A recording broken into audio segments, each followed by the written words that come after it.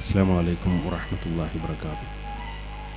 ബിസ്മില്ലാഹി വൽഹംദുലില്ലാഹി വസ്സലാത്തു വസ്സലാമു അലാ അഷ്റഫി റസൂലില്ലാഹി വഅലാ ആലിഹി വഫായിസിൻ ബില്ലാഹ്. റബ്ബി ഇശ്റഹ് ലി സദ്രി വയസ്സിർ ലി അംരി വഹ്ലുൽ ഉഖ്ദതം മിൻ ലിസാനി യഫ്ഖഹു ഖൗലി. സുബ്ഹാനക ലാ ഇൽമ ലനാ ഇല്ലാ മാ അല്ലംതനാ ഇന്നക അൻതൽ അലീമുൽ ഹകീം. വേദിയിൽ സന്നിഹിതരായ ആദരണീയരായ അധ്യക്ഷനവർകളെ, നമ്മുടെ ഈ സമ്മേളനം ഉദ്ഘാടനം ചെയ്തു തന്ന സർവാദരണീയരായ പാണക്കാട് സയ്യിദ് ഹൈദർലി ശിഹാബ് തങ്ങൾ അവർകളെ, വേദിയിൽ സന്നിഹിതരായ ആദരണീയരായ സാദാത്തുക്കളെ, പണ്ഡിതന്മാരെ, ബഹുമാന്യരായ സംഘടനാ നേതാക്കളെ, പൗരപ്രമുഖരെ, പ്രിയപ്പെട്ട യുവജന വിദ്യാർത്ഥി സുഹൃത്തുക്കളെ, സഹോദരന്മാരെ, കേരളത്തിനകത്തും പുറത്തും SKSSFന്റെ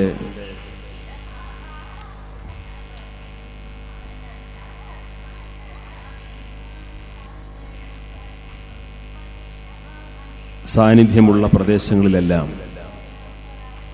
മദീന പാഷൻ എന്ന വളരെ ശ്രദ്ധേയമായ പരിപാടികൾ നടന്നുകൊണ്ടിരിക്കുകയാണ്. 1989 ഫെബ്രുവരി 19 പിറവിയെടുത്ത സമസ്ത കേരള സുന്നി വിദ്യാർത്ഥി പ്രസ്ഥാനത്തിൻ്റെ ആദ്യ വർഷങ്ങളിൽ ഈ പ്രസ്ഥാനത്തിന് ജനകീയമായ അടിത്തറയും സ്വാധീനവും വർദ്ധിപ്പിക്കുന്നതിനു വേണ്ടി നിർമ്മാണാത്മകമായ ഒട്ടേറെ പ്രവർത്തനങ്ങളിലൂടെ ജനകീയമായ അംഗീകാരവും സ്വീകാര്യതയും ലഭിക്കുന്ന വിധം, എന്നാൽ വളരെ പ്രതിസന്ധി നിറഞ്ഞ കാലഘട്ടങ്ങളെ, വെല്ലുവിളികളെ തരണം ചെയ്തുകൊണ്ട് ശക്തമായ ഒരു മുന്നേറ്റമാണ് കഴിഞ്ഞ കാലങ്ങളിൽ നമ്മുടെ ഈ മഹിതമായ പ്രസ്ഥാനം നിർവഹിച്ചിട്ടുള്ളത്. ഏകദേശം അതിൻ്റെ ആദ്യത്തെ 10 വർഷക്കാലം ഒരുപാട് വെല്ലുവിളികളെ അതിജീവിച്ചുകൊണ്ട്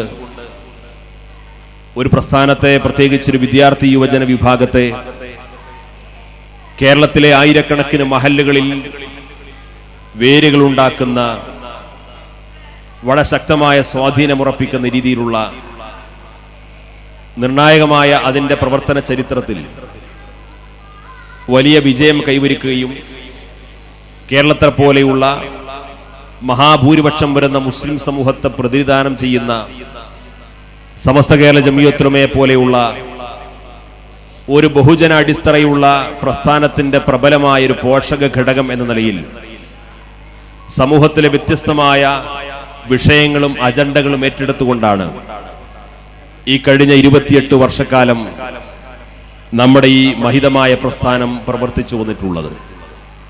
ഈ മദീന പാഷന്റെ ഭാഗമായി കേരളത്തിലെ മുഴുവൻ ശാഖകളിൽ നിന്നും തെരഞ്ഞെടുക്കപ്പെട്ട പ്രധാനപ്പെട്ട സംഘടനാ ഭാരവാഹികൾ ഒരുമിച്ചുകൂട്ടി ജില്ലാ തലങ്ങളിൽ നടക്കുന്ന അതിൻ്റെ സുപ്രധാനമായ 7 മണിക്കൂർ സമയം നീണ്ടു നിൽക്കുന്ന പ്രവർത്തക ക്യാമ്പിൽ വളരെ പ്രധാനപ്പെട്ട ഒരു പ്രതിജ്ഞ എടുത്തുകൊണ്ടാണ് നമ്മുടെ സംഘടനാ പ്രവർത്തകർ ഓരോ മദീന പാഷൻ പഠന ക്യാമ്പിൽ നിന്നും വിട പറയുന്നത്.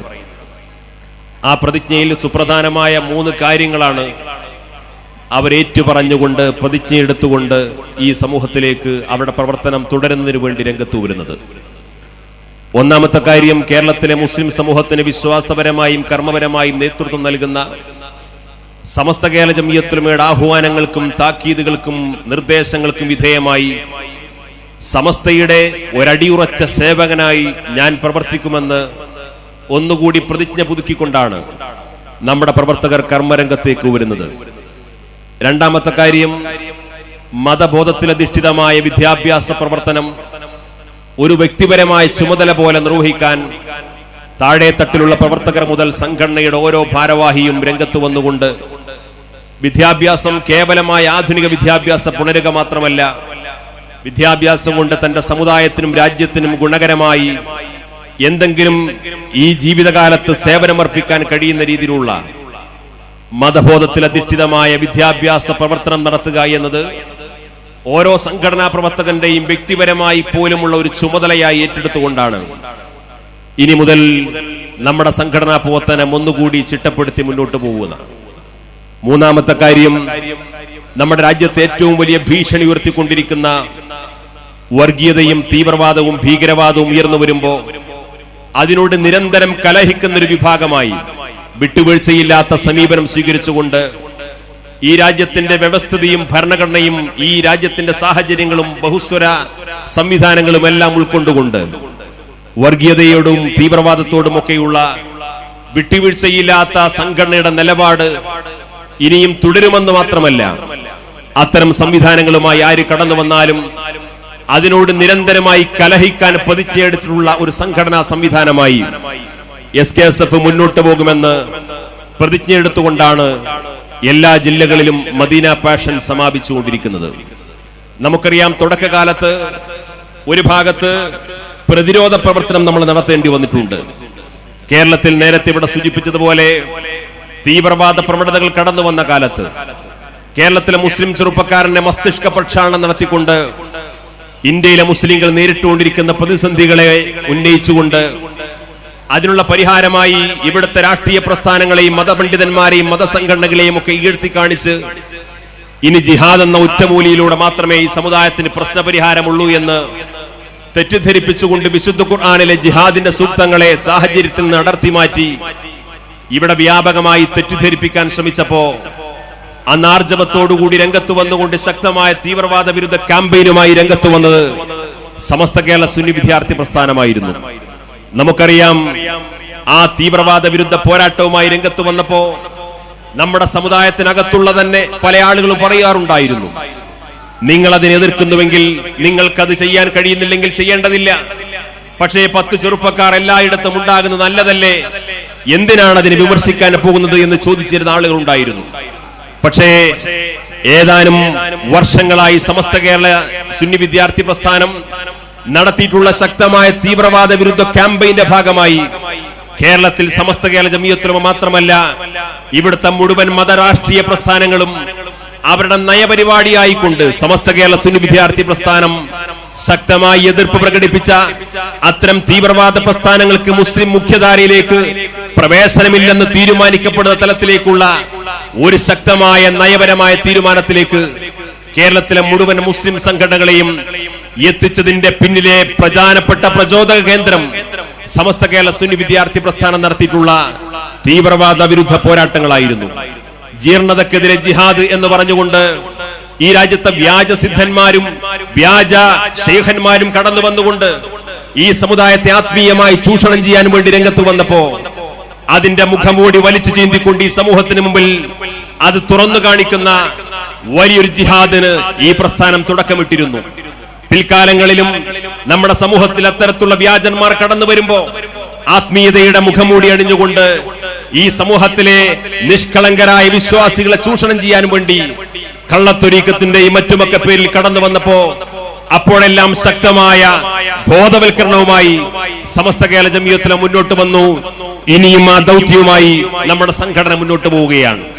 അതേപോലെ തന്നെ ഇവിടെ നമ്മുടെ നാട്ടിൽ ബിദായി പ്രസ്ഥാനങ്ങളുടെ വേലിയേറ്റം ശക്തമായി വരുന്ന ഘട്ടങ്ങളിലൊക്കെ അതിനെ പ്രതിരോധിക്കുന്നതിനു വേണ്ടി സംഘടന തന്നെ ഒരു സംഘടനാ സംവിധാനം തന്നെ ഉണ്ടാക്കി ബിദായി പ്രസ്ഥാനങ്ങളെ പ്രതിരോധിക്കുന്നതിനു വേണ്ടി ഇസ്തിഖാമ എന്ന പേരിൽ കഴിവുള്ള മികച്ച യുവപണ്ഡിതന്മാരെ വാർത്തെടുത്തുകൊണ്ട് അവർക്ക് ആവശ്യമായ സംഘടനാ മിഷനുകളും സർവ്വ പ്രോത്സാഹനം ചെയ്തുകൊണ്ടുകൊണ്ട് പഴയകാലത്തുണ്ടായതുപോലെ ഒറ്റപ്പെട്ട 2-3 പണ്ഡിതന്മാർ മാത്രമല്ല, ഇന്ന് ഏത് തരത്തിലുള്ള ബിദഈ പ്രസ്ഥാനങ്ങളെ നേരിടാനും കഴിവുള്ള ശേഷിയുള്ള നല്ല മികച്ച ബുദ്ധിപരമായി ഇത്തരത്തിലുള്ള ആശയങ്ങളെ പ്രതിരോധിക്കാൻ കഴിയുള്ള അതിന് ശേഷിയും അതിന് പാണ്ഡിത്യവും യോഗ്യതയുമുള്ള ഒരു പണ്ഡിത നിരയെ ഇസ്തിഖാമയുടെ ബാനറിൽ വളർത്തിയെടുക്കാനും ഈ ബിദഈ പ്രസ്ഥാനത്തിന്റെ പ്രതിരോധ നിരയിൽ സംഘടനയ്ക്ക് അതിൻ്റെതായ പങ്കാളിത്തം വഹിക്കാൻ നമുക്ക് സാധിച്ചു എന്ന് അഭിമാനപൂർവ്വം പറയാൻ സാധിക്കും.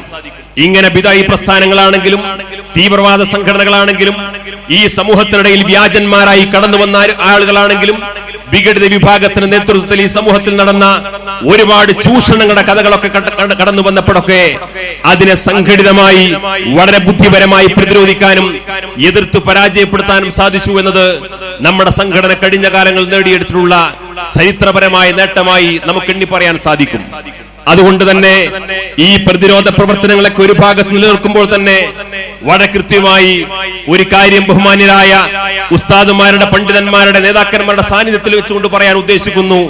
കേവലം പ്രതിരോധ പ്രവർത്തനങ്ങൾ മാത്രമല്ല, ഇനിയുള്ള കാലങ്ങളിൽ നേരത്തെ ആദരണീയരായ ഹൈദരലി ശിഹാബ് തങ്ങൾ സൂചിപ്പിച്ചതുപോലെ നിർമ്മാണാത്മകമായ പ്രവർത്തനങ്ങളിലേക്ക് കൂടുതൽ ശ്രദ്ധ കേന്ദ്രീകരിക്കാനും ഈ സമുദായത്തിൽ വളർന്നു വരുന്ന വിദ്യാർത്ഥികൾ, നമുക്കറിയാം പഴയ കാലങ്ങളെ പോലെയല്ല, നമ്മുടെ സമൂഹത്തിലെ, നമ്മുടെ മഹല്ലുകളിലെ, നമ്മുടെ വീടുകളിൽ എടുത്തു നോക്കുമ്പോൾ പരിശോധിച്ചാൽ അറിയാൻ സാധിക്കും, നമ്മുടെ മുസ്ലിം വിദ്യാർത്ഥികളിൽ 97% വിദ്യാർത്ഥികളും ഭൗതിക കലാലയങ്ങളിൽ പഠിച്ചുകൊണ്ടിരിക്കുന്നവരാണ്.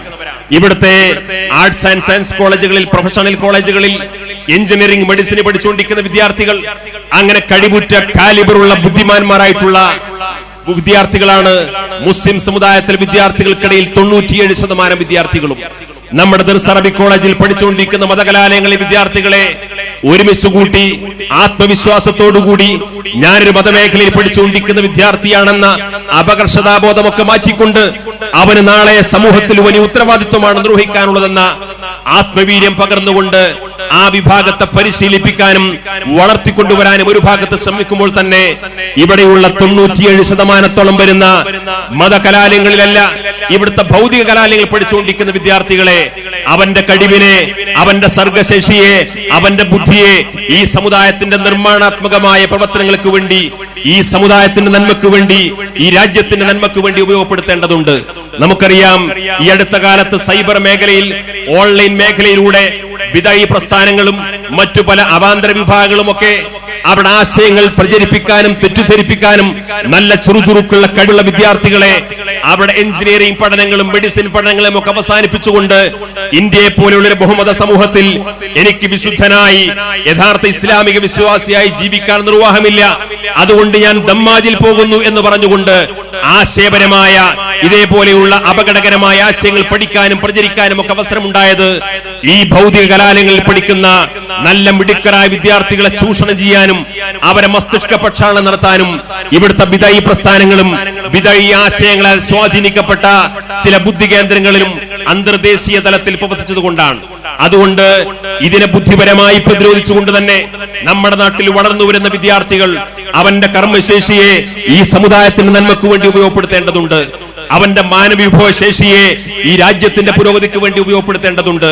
അടിസ്ഥാനപരമായി പാരമ്പര്യ ഇസ്ലാമിന്റെ അടിസ്ഥാന മാർഗരേഖയായ അഹ്ലുസുന്നത്ത് വൽ ജമാഅയുടെ ആശയാദർശങ്ങൾക്ക് വിധേയമായി ജീവിക്കുമ്പോൾ തന്നെ ഈ രാജ്യത്തോടും ഈ സമുദായത്തോടും എനിക്ക് വലിയ ഉത്തരവാദിത്വ ബോധത്തോടു കൂടി പെരുമാറേണ്ടതുണ്ട് എന്ന ചിന്താഗതിയോടുകൂടി പ്രവർത്തിക്കാനും അവന്റെ കഴിവിനെ, അവന്റെ അറിവിനെ, അവന്റെ വിദ്യാഭ്യാസത്തെ, അവന്റെ ബിരുദാനന്തര ബിരുദത്തെ, അവന്റെ ഡോക്ടറേറ്റിനെയൊക്കെ ഈ സമൂഹത്തിന്റെ നന്മകൾക്ക് വേണ്ടി ഉപയോഗപ്പെടുത്തേണ്ട സാഹചര്യമുണ്ട്. ഇന്ത്യ രാജ്യത്തുടനീളം മലയാളി മുസ്ലിം വിദ്യാർത്ഥികൾ താമസിക്കുന്ന പ്രദേശത്ത് ഒരു വലിയ ഹോസ്റ്റൽ ശൃംഖല തുടങ്ങുക എന്ന അടിസ്ഥാനപരമായ ലക്ഷ്യത്തിലൂടെയാണ് ഇത് വ്യവസ്ഥാപിതമായി നിർവഹിക്കാൻ സംഘടന ഉദ്ദേശിക്കുന്നത്. കഴിഞ്ഞ ഏതാനും വർഷമായി സമസ്ത കേരള സുന്നി വിദ്യാർത്ഥി പ്രസ്ഥാനത്തിന്റെ ആസ്ഥാന മന്ദിരമായ കോഴിക്കോട് ഇസ്ലാമിക് സെന്റർ കേന്ദ്രീകരിച്ചുകൊണ്ട് ഹോസ്റ്റൽ സംവിധാനം നടന്നു വരുന്നു. ഉന്നത വിദ്യാഭ്യാസ മേഖലയിൽ പഠിച്ചുകൊണ്ടിരിക്കുന്ന വിദ്യാർത്ഥികൾ അവർ കൃത്യമായി നിസ്കരിക്കുന്ന, നോമ്പ് നോക്കുന്ന, ഖുർആൻ പാരായണം ചെയ്യുന്ന ഇസ്ലാമികമായ ശിക്ഷണത്തോടുകൂടി ജീവിക്കാനും അതോടൊപ്പം വിദ്യാഭ്യാസ രംഗത്ത് വളർന്നു വരാൻ ആവശ്യമായിട്ടുള്ള ഒരു സംവിധാനം ഈ സംഘടനയ്ക്ക് ഒരുക്കാൻ സാധിച്ചു. ഇന്ന് ബാംഗ്ലൂരിൽ SKSFന്റെ ആഭിമുഖ്യത്തിൽ അതേപോലെ ചില ഹോസ്റ്റൽ സംവിധാനങ്ങൾക്ക് തുടക്കം കുറിക്കാൻ സാധിച്ചു. ഏതാനും ദിവസങ്ങൾക്ക് മുമ്പ് എറണാകുളത്ത് കൊച്ചിൻ കോർപ്പറേഷൻ പരിധിയിൽ തന്നെ 2 നില കെട്ടിടം സംഘടനയുടേതായി നമുക്ക് ലഭ്യമായി കഴിഞ്ഞു. ഇൻഷാ അല്ലാഹ് ഏതാനും ആഴ്ചകൾക്ക് ശേഷം എറണാകുളം നഗരത്തിനകത്ത് കൊച്ചിൻ കോർപ്പറേഷൻ നഗരത്തിൽ ഉന്നത വിദ്യാഭ്യാസ മേഖലയിൽ പഠിച്ചുകൊണ്ടിരിക്കുന്ന ഒരു പറ്റം വിദ്യാർത്ഥികളെ താമസിച്ച് പഠിക്കാൻ ആവശ്യമായ തലത്തിൽ ആ വിദ്യാർത്ഥി വളർന്നു വരുമ്പോ, നാളെ ഡോക്ടറാകുമ്പോ, എഞ്ചിനീയർ ആകുമ്പോ, IAS കാരനാകുമ്പോ, IPS ഉദ്യോഗസ്ഥനാകുമ്പോ എന്റെ സമുദായം എന്ന് ചിന്തിക്കാൻ ആവശ്യമായ ഒരു ബോധത്തോടുകൂടി വളർത്താനുള്ള ഒരു വിപുലമായ വിദ്യാഭ്യാസ പദ്ധതി ഈ സംഘടന ആവിഷ്കരിച്ച് നടപ്പാക്കിക്കൊണ്ടിരിക്കുന്നു. അടിസ്ഥാനപരമായി സംഘടന ഒരു കാര്യം കൃത്യമായി തിരിച്ചറിയുന്നു. നമുക്കറിയാം, ട്രെൻഡ് എന്ന പേരിൽ ഒരു വിദ്യാഭ്യാസ സംവിധാനവുമായി നമ്മൾ കടന്നു വന്നു. 10-15 വർഷം മുമ്പ് ഉന്നത വിദ്യാഭ്യാസത്തെ കുറിച്ച് പ്രത്യേകിച്ച് മലബാറിലെ മുസ്ലിം സമൂഹത്തിനകത്ത് വലിയ പരിചയമോ അതിനെക്കുറിച്ച് ധാരണയോ ഉണ്ടായിരുന്നില്ല. 18 വയസ്സ് തികഞ്ഞാൽ വിസയടിക്കുന്ന ഒരു സമയം എത്തിക്കഴിഞ്ഞാൽ അപ്പോൾ പാസ്പോർട്ട് എടുത്തുകൊണ്ട് ഗൾഫിൽ പോയി അവന്റെ യോഗ്യതയ്ക്കനുസരിച്ചുള്ള ജോലി സമ്പാദിക്കുക എന്നതിനേക്കാളപ്പുറം ഉന്നത വിദ്യാഭ്യാസത്തെ കുറിച്ച് വ്യക്തമായ ധാരണയോ ഗൈഡൻസോ ലഭ്യമാകപ്പോയിരുന്ന ഈ സമുദായത്തിന്റെ മുമ്പിലേക്കാണ് പള്ളി മെഹ്റാബിൽ വെച്ചുകൊണ്ട് PSC പരീക്ഷയെക്കുറിച്ചും അതേപോലെയുള്ള ഉന്നത വിദ്യാഭ്യാസത്തെ കുറിച്ചും IAS കുറിച്ചും IPS കുറിച്ചും പറഞ്ഞു കൊടുത്തുകൊണ്ട് നമ്മുടെ മഹല്ല് തലങ്ങളിൽ പഠിച്ചുകൊണ്ടിരിക്കുന്ന വിദ്യാർത്ഥികളെ ഉന്നത വിദ്യാഭ്യാസത്തേക്ക് കൈപിടിച്ചുയർത്താൻ ആവശ്യമായ ട്രെൻഡ് പോലെയുള്ള ഒരു വിദ്യാഭ്യാസ വിപ്ലവത്തിന് ഈ പ്രസ്ഥാനത്തിന് തുടക്കം കുറിക്കാൻ സാധിച്ചത്. തുടക്കകാലത്ത് 2-3 IAS ഓഫീസർമാരുടെ ചരിത്രമാണ് നമുക്ക് പറയാനുണ്ടായിരുന്നെങ്കിൽ ഇന്ന് അല്ലാഹുവിന്റെ മഹത്തായ അനുഗ്രഹത്താൽ 270ഓളം വരുന്ന സിവിൽ സർവീസിന് കോച്ചിങ് നേടിക്കൊണ്ടിരിക്കുന്ന ഒരു വിദ്യാർത്ഥി തലമുറയെ വളർത്തിക്കൊണ്ടുവരുന്ന ഒരു വലിയ ദൗത്യം നിർവഹിക്കാൻ സമസ്ത കേരള ജമിയത്തുൽ ഉലമയുടെ ഈ വിദ്യാർത്ഥി വിഭാഗത്തിന് സാധിച്ചുകൊണ്ടിരിക്കുന്നു.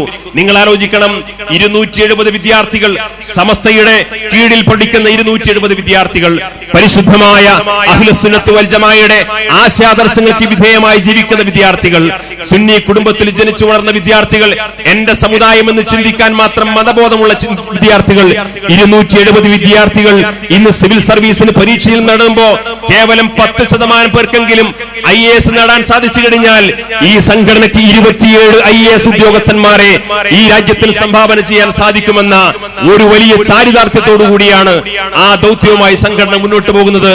അള്ളാഹു അനുഗ്രഹിക്കുമാറാകട്ടെ. ഞാൻ പറഞ്ഞു വരുന്ന കാര്യം എന്താണ്? വർത്തമാനകാലത്ത് വളർന്നു വരുന്ന യുവജന വിദ്യാർത്ഥി സമൂഹത്തിന്റെ അവന്റെ ബുദ്ധിയെ, അവന്റെ അഭിരുചിയെ, അവന്റെ താല്പര്യത്തെ തിരിച്ചറിഞ്ഞുകൊണ്ട് അവന്റെ കർമ്മശേഷിയെ ഈ രാജ്യത്തിന്റെയും സമുദായത്തിന്റെയും ഗുണത്തിനു വേണ്ടി ഉപയോഗപ്പെടുത്താൻ സാധിക്കുന്ന വളരെ വിപുലമായ വിദ്യാഭ്യാസ പദ്ധതികളുമായി ഈ സംഘടന മുന്നോട്ട് പോകുന്നു.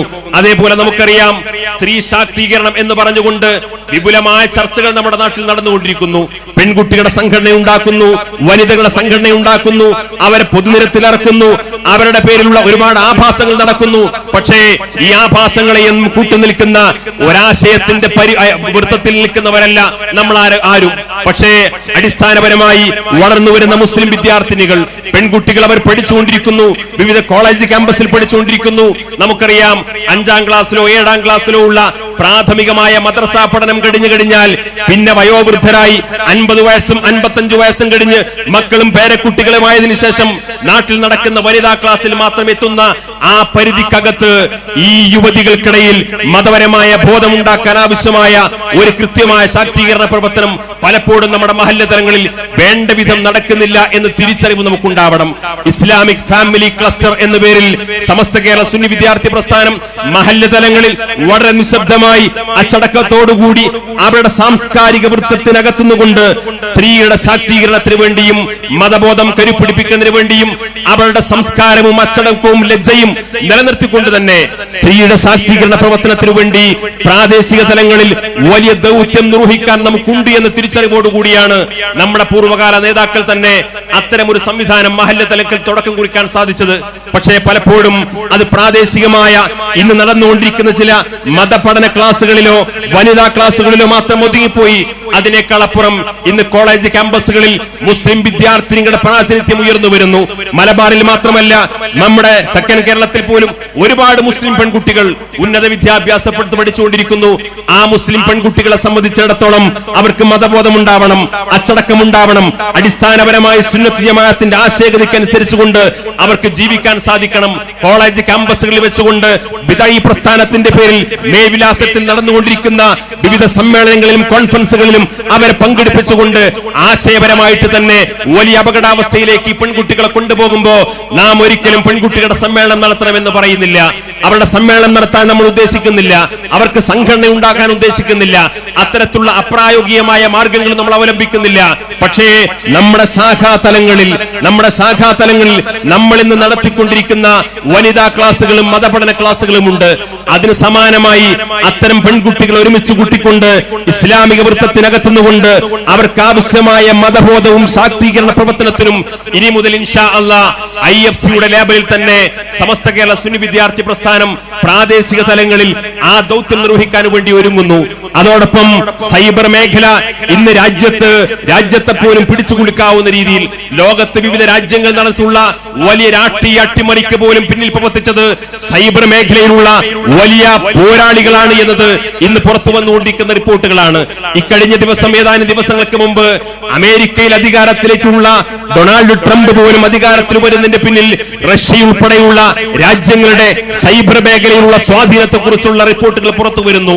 സൈബർ മേഖല എന്ന് പറയുന്നത് ഇന്ന് വിശാലമായി വിരിക്കപ്പെട്ട പ്രപഞ്ചമാകെ നിമിഷങ്ങൾ കൊണ്ട് വിവരങ്ങൾ കൈമാറ്റം ചെയ്യപ്പെടാനും നിമിഷങ്ങൾ കൊണ്ട് ആളുകൾക്കിടയിൽ വലിയ ആശയക്കുഴപ്പം സൃഷ്ടിക്കാൻ കഴിയുന്ന വളരെ പ്രതികൂലമായി പ്രതിലോമപരമായി ഉപയോഗപ്പെടുത്തിക്കൊണ്ടിരിക്കുന്ന ഒരു സംഘടനാ ശൃംഖലയാണെങ്കിൽ അതിൽ നിന്ന് വ്യത്യസ്തമായി പോസിറ്റീവായിക്കൊണ്ട് ഈ സമുദായത്തിന്റെ ദഅ്വാ പ്രവർത്തന മേഖലയിൽ അതിനെങ്ങനെ ഉപയോഗപ്പെടുത്താമെന്ന് തിരിച്ചറിയാനും അതിനാവശ്യമായ കർമ്മ പദ്ധതികളും ആവിഷ്കരിച്ചുകൊണ്ട് സംഘടന മുന്നോട്ട് പോകാൻ ഉദ്ദേശിക്കുന്നു.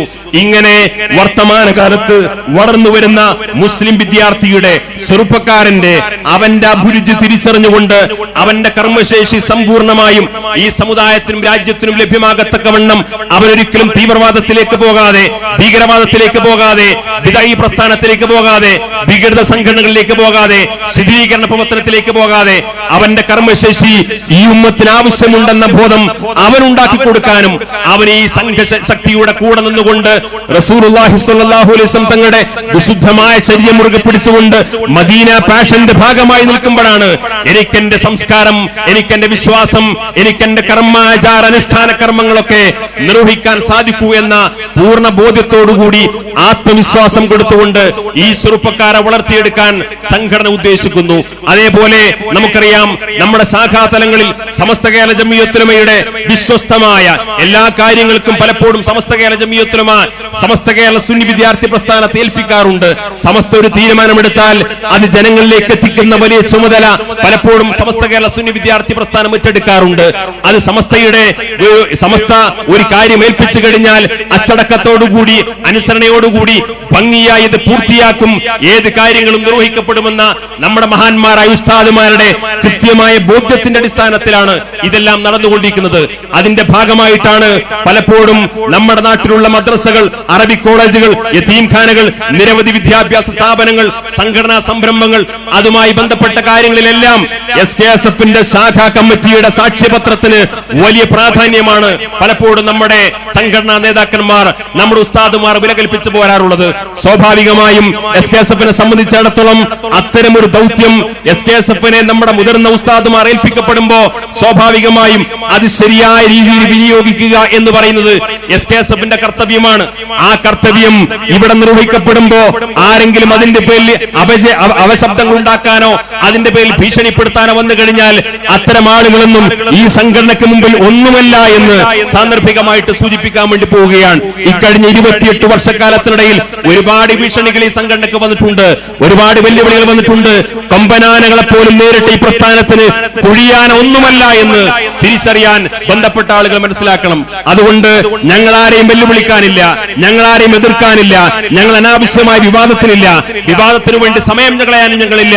പക്ഷേ ഞങ്ങൾക്ക് ഞങ്ങളുടെ ഉസ്താദുമാർ വരച്ചു തന്ന ഒരു മാർഗരേഖയുണ്ട്. ആ മാർഗരേഖയിലൂടെ ഞങ്ങൾ മുന്നോട്ട് പോകും.